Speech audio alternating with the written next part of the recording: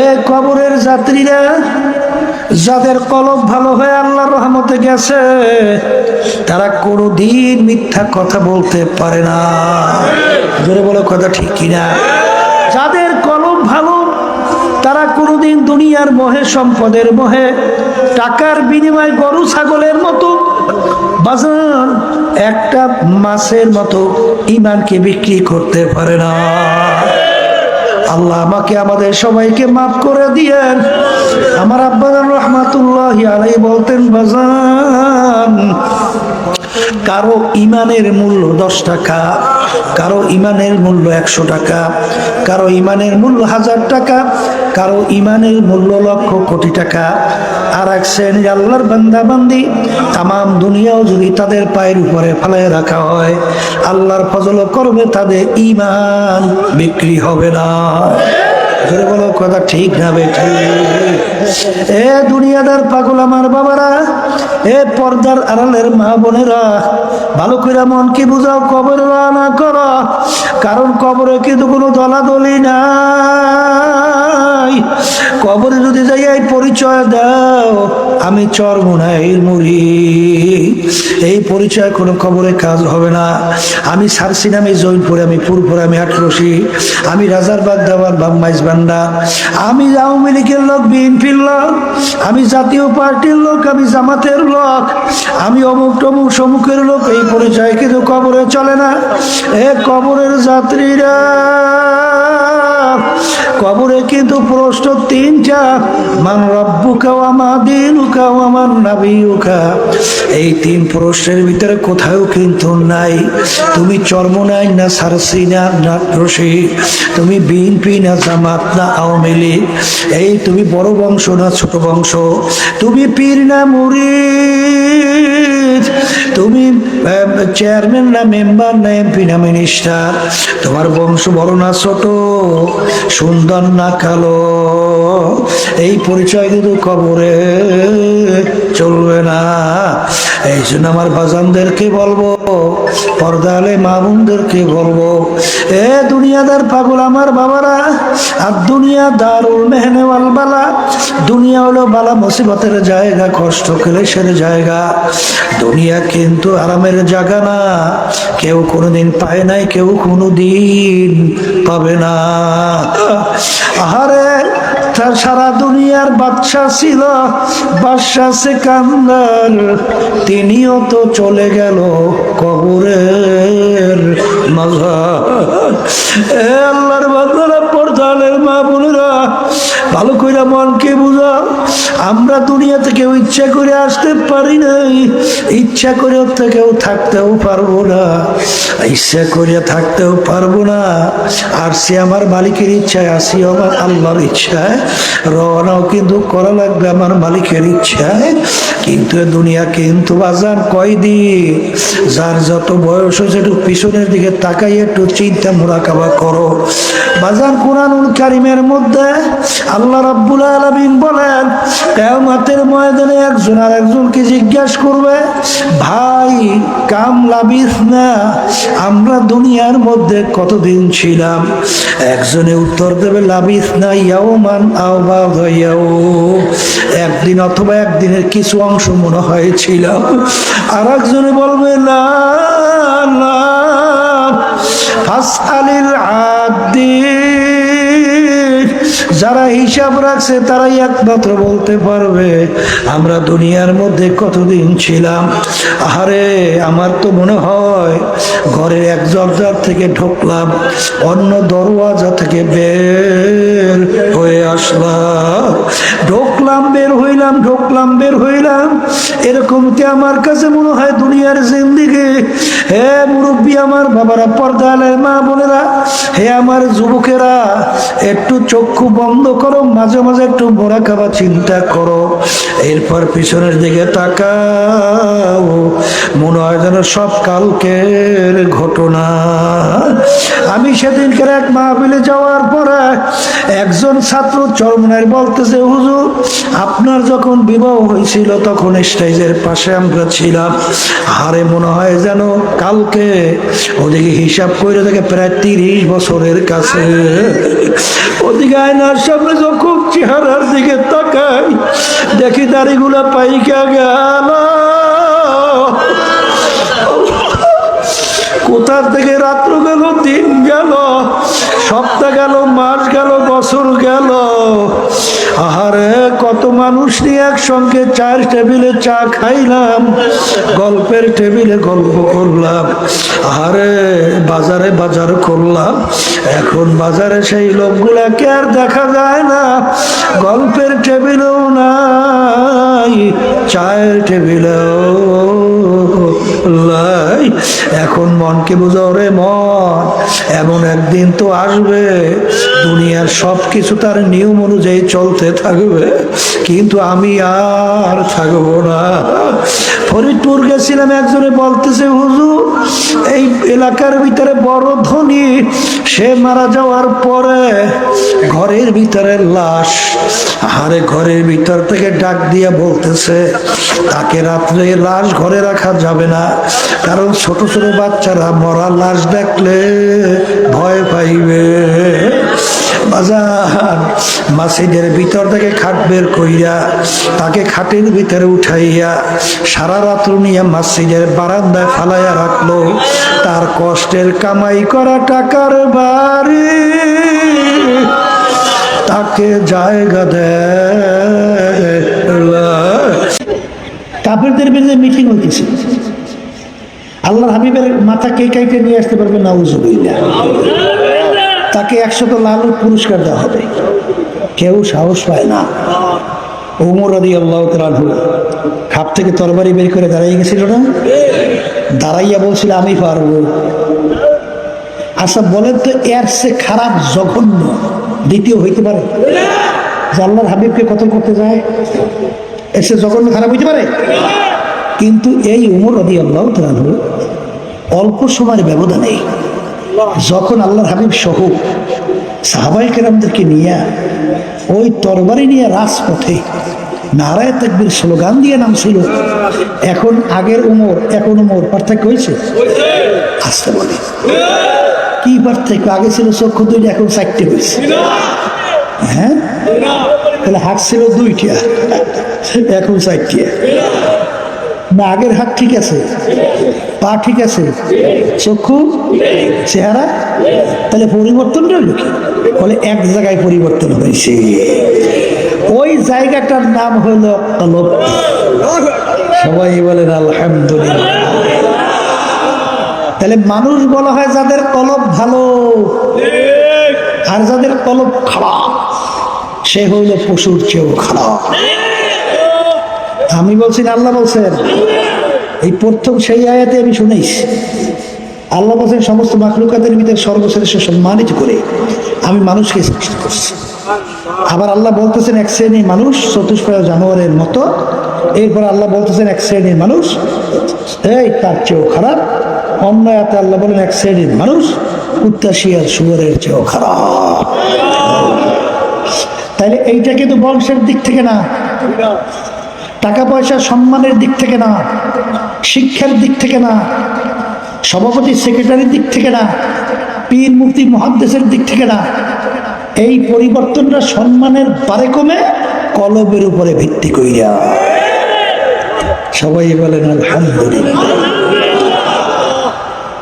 শোনেন, বেহেশতে যাওয়ার আশায়, জাহান্নাম থেকে বাঁচার আশায় আজকে সমস্ত বাড়ি ঘরের কাজ কর্ম ফেলাইয়া অনেকে টাকা পয়সা খরচ করিয়া এই মাহফিলে আসছি না? কথা বলে না কেন? উদ্দেশ্য কি?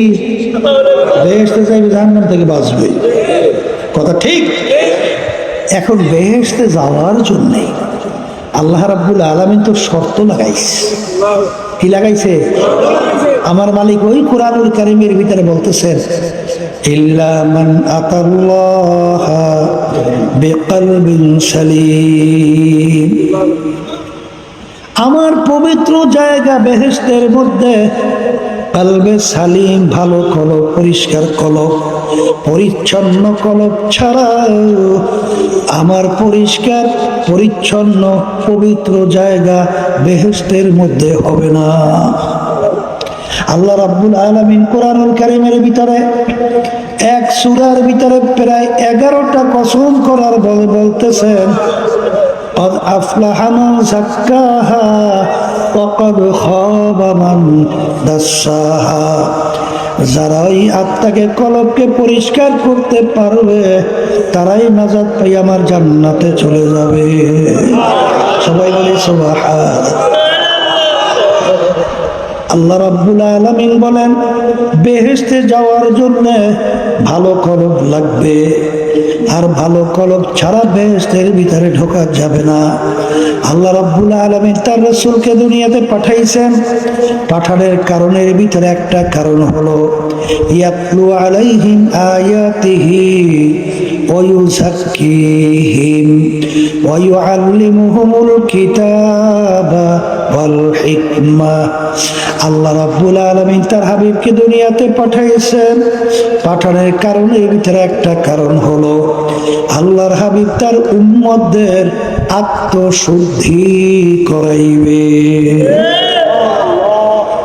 কথা ঠিক না ভাই? ঠিক। এখন বলতে পারেন হুজুর আত্মশুদ্ধিটা কি? বাজার যার আত্মশুদ্ধি কলব ভালো হবে সে হুঁশ থাকতে কোনোদিন মিথ্যা কথা বলতে পারবে না। কথা বলে না? এই আল্লাহ হাবিবের উম্মতেরা মিথ্যা কথা বলতে পারে? তাহলে হুজুর তা কেমন? আল্লাহ রাসূল সাল্লাল্লাহু আলাইহি ওয়াসাল্লাম উপাধি কি ছিল? আল আমিন। বলেন অর্থ কি? সত্যবাদী। আলামিন শব্দ অর্থ কি? আবু বকরের সামনে লক্ষ্য কি লাগাইছে? সিদ্দিক। কথা কয় না? অর্থ কি? সত্যবাদী। আল্লাহ রাব্বুল আলামিন হুকুম করেছেন আকুনু মাস সাদিকিন, তোমরা সম্পর্ক রাখো, দলভুক্ত হও, সংস্পর্শে যাও কাদের? সত্যবাদীদের। কথা ঠিক কি না? তাহলে আল্লাহর হাবিবের উপাধি সত্যবাদী, আবু বকরের উপাধি সত্যবাদী। আল্লাহ বলেন সত্যবাদীদের দলভুক্ত হও, তাদের সংস্পর্শে যাও। বর্তমানে কিন্তু ইসলামের নামে দল বাইরেছে, পা হইতে মাথা পর্যন্ত সব মিথ্যা। আপনার এলাকায় প্রমাণ পাইছেন কিনা জানি না, পাইছেন? আচ্ছা আচ্ছা, বলেন তো যে আল্লাহর হাবিবের উপাধি হলো সত্যবাদী, সিদ্দিকের উপাধি সত্যবাদী। আল্লাহ বলে সত্যবাদীদের সাথে থাকতে। তাহলে যারা ইসলামের নাম দিয়া মিথ্যা বলে তাহলে বুঝতে হবে এরা আল্লাহর হাবিবের দলভুক্ত না। সিদ্দিক এবং সিদ্দিক আবু বকরের বংশধর না, তাদের উত্তরসূরি না। এবং আল্লাহ রাব্বুল আলামিন বলছেন সত্যবাদীদের সংস্পর্শে যাও। যারা নাকি এই মিথ্যাবাদীদের সংস্পর্শে গেছিলেন, তাদের সমর্থন জানাইছেন, তাদেরকে সাক্ষী দিয়েছেন ভোট দিয়া, আপনি আল্লাহর হুকুম মানেন নাই। কথা ঠিক কিনা? হাসতাম সব মনে করছে। একবার যদি কারো মাধ্যমে মিথ্যা প্রমাণিত হয়, ওলামায়ে কেরাম আছেন বলেন তার কোনোদিন সাক্ষী গ্রহণযোগ্য হয়? বলেন খুললে বলেন, ওর সাক্ষী তো গ্রহণযোগ্য হয় না। আচ্ছা বলেন তো, যার থেকে একবার মিথ্যা প্রমাণিত হয় ওর থেকে হাদিস বয়ান করা যায়? হ্যাঁ, তাহলে ওর থেকে হাদিসও ওর সনদে বয়ান করা যায়? হাদিস সহি না? বলেন দেখেন, রাবীদের ভিতরে যে গুণগুলো থাকবে তার ভিতরে একটা হলো আদালত। কথা বলে না? তাইলে ওটা সাক্ষী গ্রহণযোগ্য না, ওটা হাদিস বর্ণনা যায় নাই। আল্লাহর হাবিব সাহাবায়ে কেরামদের সঙ্গে ওদের মিল নেয়, কিন্তু ওই যে ইরান আমেরিকা ইসরায়েল যে যুদ্ধ হয়েছে না, এখনো টুকটাক চলে না? আচ্ছা, এর ভিতরে যত সংবাদ প্রকাশ পাইছে মিথ্যে বলছে কারা?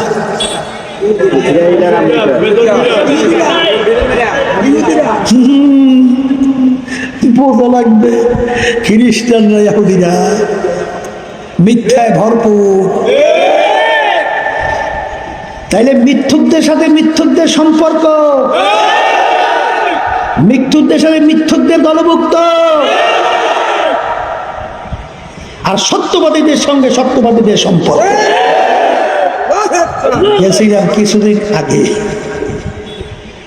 বরগুনা জেলা, পাথরঘাটা থানা। একজন আমাকে এসে বলতেছে, হুজুর আজকে বয়ানের ভিতরে এই কথাটা বললে দিয়ে। কি কথা? বলে হুজুর এখন এমন মিথ্যা কথা ছড়ায়, সর্বনাই আলাদা বলে বিএনপি থেকে 10 কোটি টাকা খাইয়া সর্বত থেকে সরিয়ে আসে। এইবার আলো বলে ছড়াইছে, বলে 400 কোটি টাকার মতো সর্বনাই আলাদা বিএনপি থেকে নিয়ে এইবার সর্বত থেকে সরিয়ে আসছে বলছে। শুনছেন আপনারা? আচ্ছা আচ্ছা, এখন আমি বলি, আমি বলি বেটা কত বলবো আর কত উত্তর দেবো? এখন একটা উত্তর দিলাম, আর একটা বানাইবে মিথ্যা। কেন যাবো পা হইতে মাথা মতো মিথ্যা মিথ্যা বানাই সময় লাগে, তো কত উত্তর আর দেব? সেখানে বলতেছিলাম যে শোনেন, এই আল্লাহর হাবিবের উপাধি ছিল কি? সত্যবাদী। এই আবু বকরের উপাধি কি? সত্যবাদী। আল্লাহ বলছে সত্যবাদীদের সঙ্গে স্পর্শে থাকতে। কথা ঠিক না বে ঠিক? তাইলে মিথ্যাবাদী কখনোই ইসলামের সাথে সম্পর্ক তার হতে পারে না। কথা ঠিক? তা ওরা যে জাজ্জলিমের মিথ্যা বলে, একটা উদাহরণ দিছিলাম।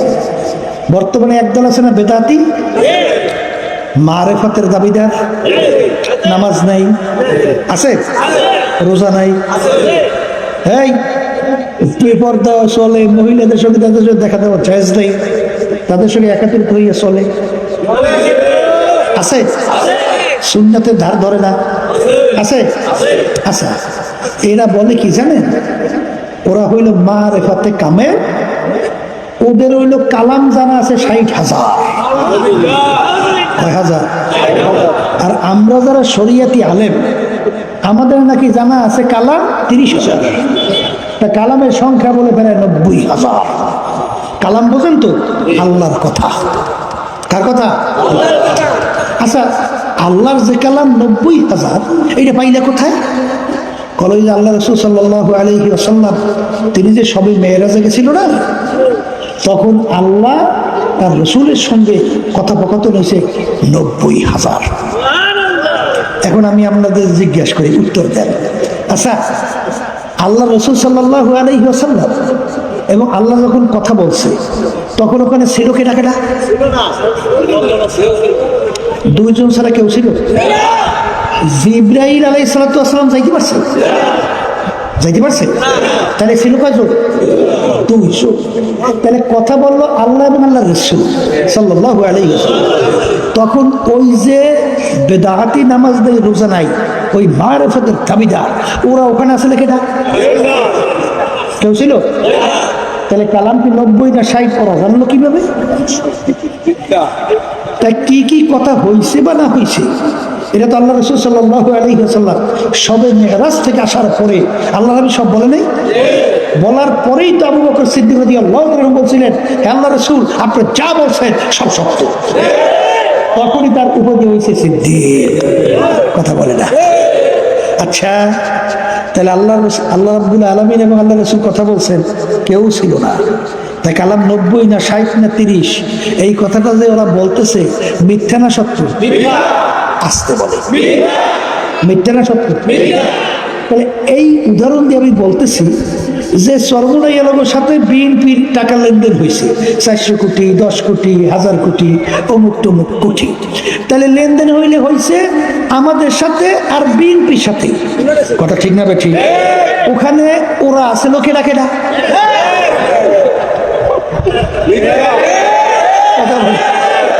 কেউ ছিল? তাই যদি না থাকে, সত্য না মিথ্যা? এমন মিথ্যা বলার তো একটা সূত্র থাকে, মিথ্যাটাকে সত্য বোঝাবো তো একটা সূত্র থাকে না? এই সূত্রও তো নাই। যেটাকে আপনি কি বলেন, কি মিথ্যা? ওই আমাকে বরিশালের আছে ওই ওই কাশীপুর, বুঝছেন? হ্যাঁ, কাশীপুরিয়া মিথ্যা। কথা বলছে এত বড় জালেম, আর এত বড় খবিস, আর এত বড় শয়তান আল্লাহর দুনিয়া কিন্তু আছে কিনা আমার জানা নাই। এত বড় মিথ্যু।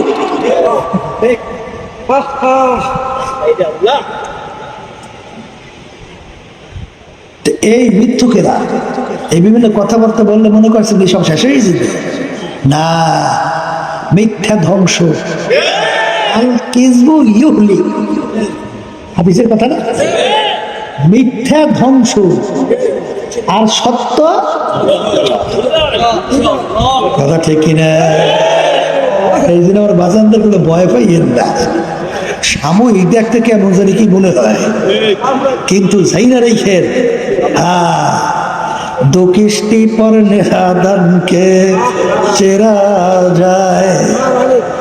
বলছেন খসরা দুনিয়া ওয়াল আখিরা, দুনিয়াতে অপমানিত হবে, আখিরাতে আল্লাহ রাব্বুল আলামিন অপমানিত করে উঠাবে।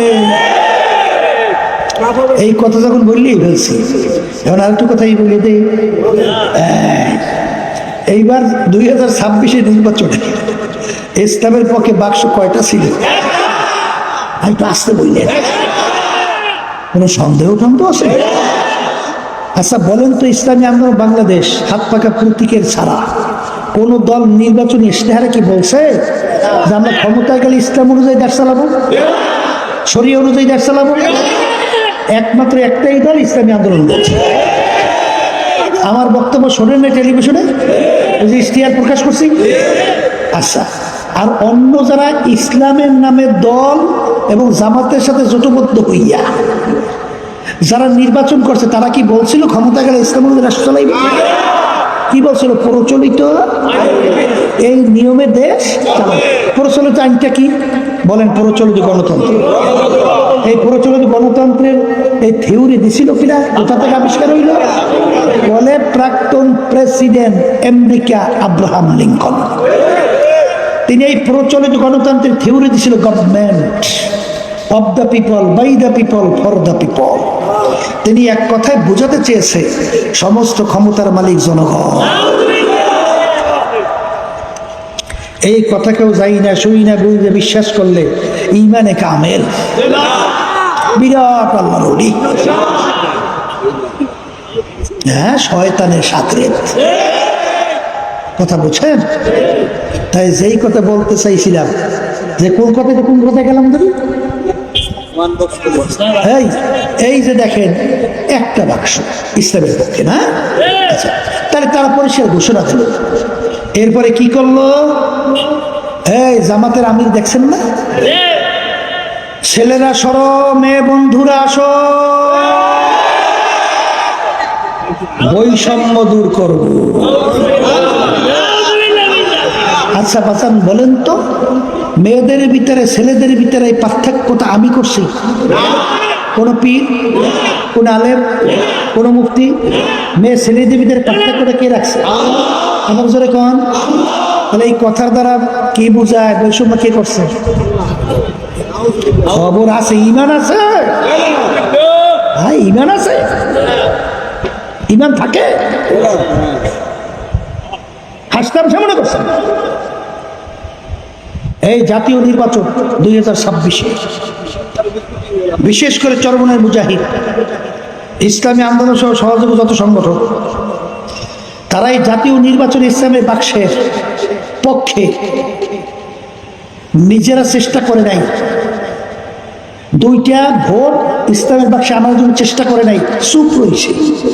কি রয়েছে? শব্দটা বলেন, চুপ রয়েছে। এইবার এক শ্রেণীর তলে তলে গোপনে আর এক প্রার্থীর পক্ষে কাজ করছে, আর এক শ্রেণী প্রকাশ্যে কাজ করছে। এই তিন শ্রেণী, চুপ, তলে, প্রকাশ্যে, জেলা থেকে শুরু করে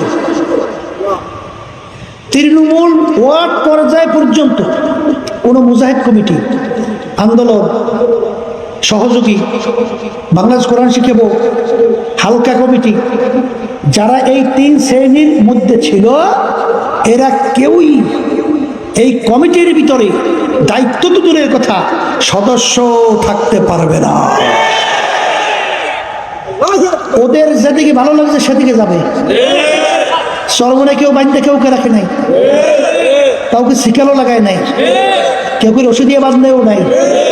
আপনার ইচ্ছা আপনি যান, আপনাকে কেউ মানা করে না, কেউ মানা করে। ওই গেছিলাম সেদিনকে আর বাগের এক মাহাবীর, এক পূর্বের মুজাহিদ, সে এসে আমাকে বলতেছে, হুজুর আমারে মাফ করিয়ে দেন। কেন মাফ করবো? কেন? বলে হুজুর আমি জাতীয় নির্বাচনে আমি অন্য প্রার্থীর পক্ষে কাজ করছিলাম, কিন্তু হুজুর ভোট দেওয়ার সময় হাত পা খাইয়ে দিছি। আমি বলি এই মিয়া আপনাকে ভোটটা দিতে বলছে কে? তুমি 1000 ভোট নষ্ট করছো, তোর একটা ভোটটা দিয়ে লাভ নাকি ভাই? এখান থেকে সরে হুজুর মাফ করিয়ে দেন। আমি কইলে শোনে ইসলামের পক্ষে বাক্স ছিল একটা জাতীয় নির্বাচন, আপনি সেই ইসলামের বাক্সের বিরুদ্ধে আপনি কাজ করছেন, তাহলে আপনি আল্লাহর মনোনীত আদর্শ, তার নাম হল ইসলাম, সেই ইসলামের বিরুদ্ধে আপনি কাজ করছেন। আপনি অন্যায় করলে আল্লাহর সঙ্গে করছেন, আপনি আল্লাহর কাছে মাফ চান। আর আপনাকে একটা আমি অনুরোধ করব, আমি আদেশ দিতেছি, আপনি চরমনায়ের মুরিদ, আপনি চরমনায় করে সংঘর্ষ জড়াই আছে, এই পরিচয় দিয়ে চলবেন না। তা আমি আজকে বলতেছি, যারা শুনতেছেন, যারা এই কামের মধ্যে আসিলেন, দায়িত্ব তো থাকতেই পারবেন না, বরঞ্চ চরমনায় পরিচয় দিয়েও চলবেন না। তাতে যদি কমিটি পুরো নাও হয়, 5 জন থাকবে, 5 জন দিয়ে কমিটি চলবে। যেখানে থাকবে না একজনের দরকার নাই, কারণ দুষ্ট গরুর সে খালি আতাল ভালো, কথা ঠিক কিনা? কারণ 1000 চরমনায় বিরোধীর পক্ষের যে রাজনৈতিক দলগুলো আছে, তারা ল্যাংটা হয়েও যদি লাফালাফি করে, এতে চরমনায় তরিকা এই আন্দোলনে কোনো ক্ষতি হয় না। কিন্তু লেবাস লাগাই পরিচয় দিয়া যদি কাজ করে, 1000 ক্ষতি করে। অন্যান্য সমস্ত দায়িত্বশীল সহ সবারই মন ভাঙতে যায়, তাদের স্পিড কমে যায়, তাদের গতি থাকে না। আপনার ভালো লাগে না সর্বনে আমরা আনছে কিনা জোর কইয়া? কেউ তো আমি নাই, আপনি জোর করে ঝামেলা করেন কেন? আপনার যেদিকে সেদিকে যান, আপনার কেউ আটকে রাখবে না। এইটা বিশেষ করে মাঝাদেরকে বলতেছি, খবরদার এর ব্যতিক্রম যদি কোনো দায়িত্বশীলরা আচরণ করেন, তাহলে আপনি আমিরের হুকুম মানেন নাই। আর আমিরের হুকুম মানা শরীয়ত বিরোধী না হওয়া পর্যন্ত ওয়াজিব, কথা ঠিক?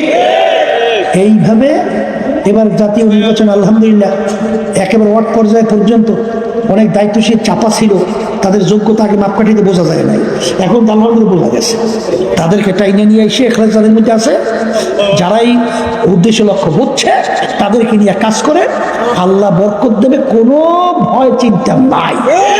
আল্লাহ বলেছেন ওয়ালা তাহিনু ওয়ালা তাহসানু ওয়া আনতুমুল আ'লাউনা ইন কুনতুম মুমিনিন। তোমাদের ভয় চিন্তা নাই, তোমরাই বিজয় হবে যদি মুমিনের চরিত্র অর্জন করতে পারো।